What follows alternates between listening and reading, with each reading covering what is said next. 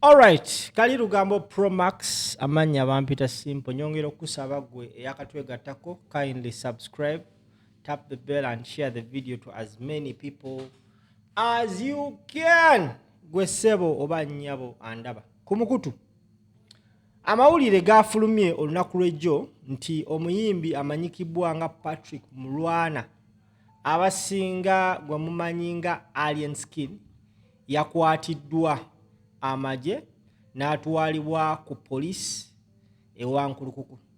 Kino kyavudde mbu Alien Skin okuvuga emmoloka ng'erimu akade, ekintu ekigambibwa okubanga kimenya amateeka. Now, Alien Skin olwatwaliddwa ku police alabika teyawezezaayo na ssaawa, wabula yaggiddwayo ku kakalu oba in fact sina ku bondi, yaggiddwayo mu bunnambiro nga omukazi waliwo omukyala oba anyway sigetera nnyo ogobera bintu bya gavumenti, omukyala oyo gwolengera mu kifaananyi. This is a clip emmoloka ya police we yagobye emmotoka ya Alien Skin eyo ya Fangoni. Eya Fangoni eyo kigambibwa mbu emmotoka eno Alien Skin yagiteekako obudde. Ssemateeka w'eggwanga Uganda akkiriza only a few people okuvuga emmotoka nga zirina obudde, wabula Alien Skin yakikoze ndowooza kigenderere. Now, here is the simple logic about this whole story. Ngena banga njikumenyera but before that nzikiriza nkutegeeze ku Zaid Lighting Store bakafulu mu by'amataala. Oyina amakaago, oyina ennyumba z'abapangisa, oyina hotel, oyina restaurant, oyina ebbaala, oyina essomero. Wettanire Zaid Lighting Store bakutuuseeko all kinds of lighting. Tukubire ku ssimu yaffe eri awo wansi, wabula kanako kakulu eno business yange gye nkubira akalango, siina malala gwe nakubidde kalango nti yansasudde.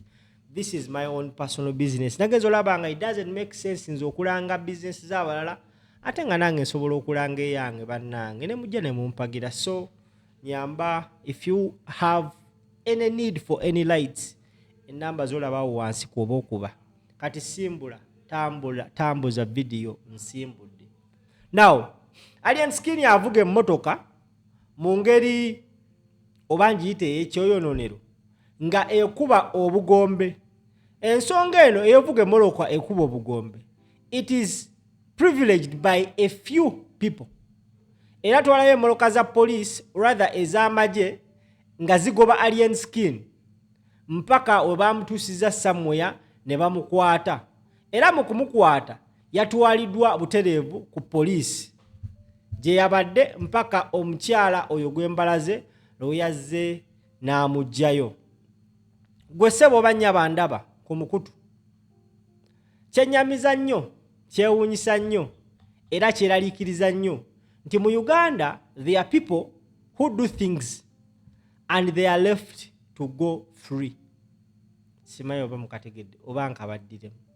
Wano Uganda waliwo abantu abamu asobola okukola ekintu nga mbutuufu ekintu kyakoze kikyamu, naye olw'okubanga abakuumaddembe alina by'abakolera ne bamuta n'atambula nga butaayaya. This is the incident that happened. Awo emmotoka ya military police ng'egoba Alien Skin.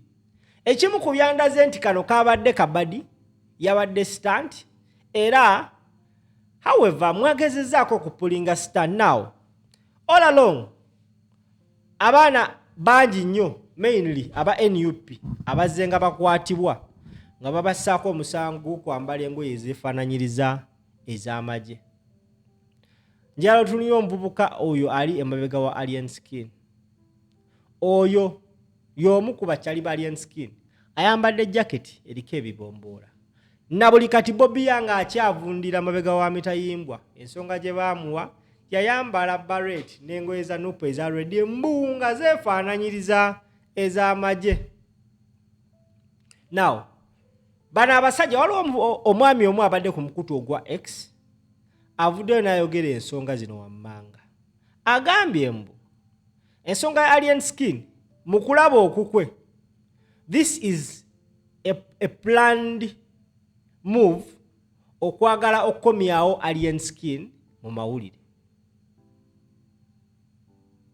Because omusango gwe yakoze singa yabadde mwana wa NUP nga yavuze emmotoka eyo ng'eriko obugombo obwo n'akwatibwa essaawa zino nkiwa era nkikakasa yandibadde eyiye eteekateeka etokota kugenda mu koti maasho.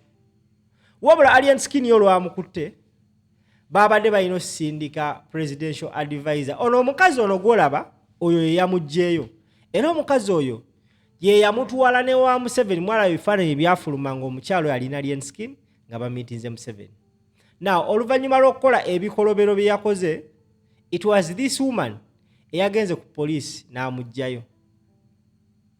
Tetumanyi oba omusango gwakomyewa, we don't know, but of course yaggiddwayo. Olwamugjeeyo yakaalakaalaase n'ekibinja ky'abavubuka mu kibuga ng'oyinza okugamba bayimbudde.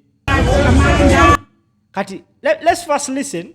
Wano ng'amaze omugjayo yayogedde bw'ati omukazi ono. Katukomewo. Naye bapatriot kye tulina okukola bano muli bange fango di family ndi fango di mother kati mbadde sowa kuva wano kati bawelekere mpaka kubatuusa.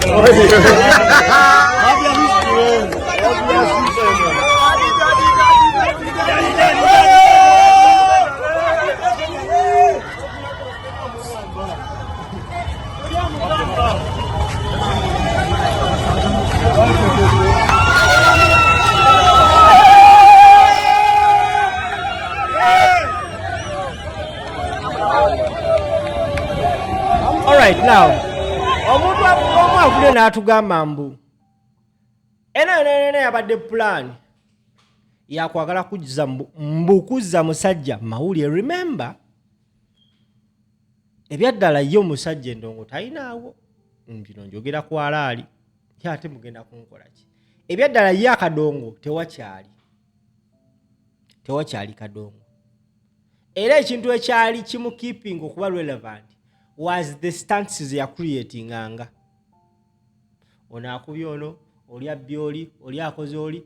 Remember gy'oko mu bbeera mawulire odominatinga. As we talk right now, wabadde tewali kintu kyonna kyonna era nga nkiwa obadde osobola omala emyezi ng'esatu ku ebiri ku ena ku etaano nga tawulidde linnya alien skin anywhere like it was before. So one of the way they can do to create his comeback is this. Naye bannayuganda bali bize okuleka ffe ab'olugambo ffe abamuwadde obudde.